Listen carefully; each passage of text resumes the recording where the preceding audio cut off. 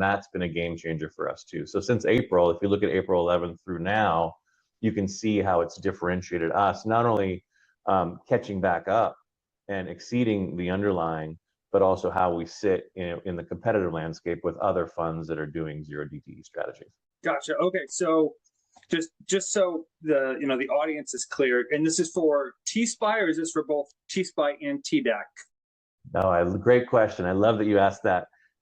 So since we have an underlying fintech, everything we learned and codified for T-SPY will apply to every future fund that uses the same strategy. So now it's actually all the learnings from April even apply to TDAC. Okay, so are you looking to employ these strategies? Are you looking for like a VIX over 20, or like what's your target? Yeah, 27 or 29, somewhere in there is the ballpark when VIX is elevated. So in April, it was over 30 for 2 weeks. And then on April 9th, it was like 55 to 60. You could feel the powder keg just like ready to blow. And that's kind of when you want to put some insurance in. Okay, so and just so everyone's clear, you guys, do you own SPY outright, or is it a synthetic option?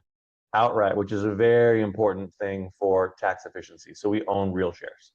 Okay, so you own real shares, and then which gives you the what is it, the 1240 short term, long term? I mean, 60. Oh yeah, 60/40. So own the real shares, and then we're trading index options, which is 60/40, potentially tax advantage, long term, short term.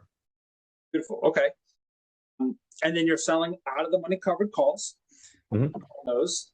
And then when things go haywire, you're going to take a little bit of that premium, and you're either going to buy a put or you're going to buy, I assume it's an in the money call, right? So you get a little bit of intrinsic value. Other way, it's an further out of the money call, so it's a safety net on top. Yeah. Oh, okay.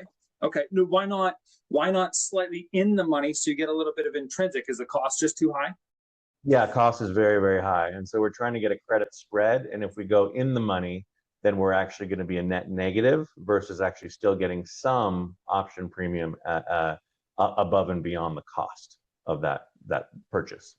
Now, how does that impact the distributions? I don't want to say the word dividends. I want distributions that you send out on a monthly basis. How do you factor that in? Yeah, so the option premium itself, when you just do a pure covered call, if it expires out of the money, it's all take home, which gets distributed. But if you're taking a portion of that and then you're spending to buy insurance, that'll reduce the option premium that's collected. And so we try to sort of smooth out, like peanut butter, the distributions over a year. So the short-term sort of, volatility, we try and smooth that over time. And, in 1 month, if we don't have as much of the option premium, we can fill it from other places. And other months, we may make more from the option premium. So that's kind of our strategy. Is income investors, we know, really want reliability. And so we try to provide that by smoothing out all the market turbidity or, volatility by making it more predictable that way. Okay. So back to, the 60/40 idea, I think it was back in September of 2024 was the first time you and I had talked. And towards December, I think we did another one of these. We had talked about T-SPY was going to, instead of giving out all of the distributions, you're going to put some of that back into the NAV because you're generating a little bit of extra premium from the treasuries, just holding on to cash.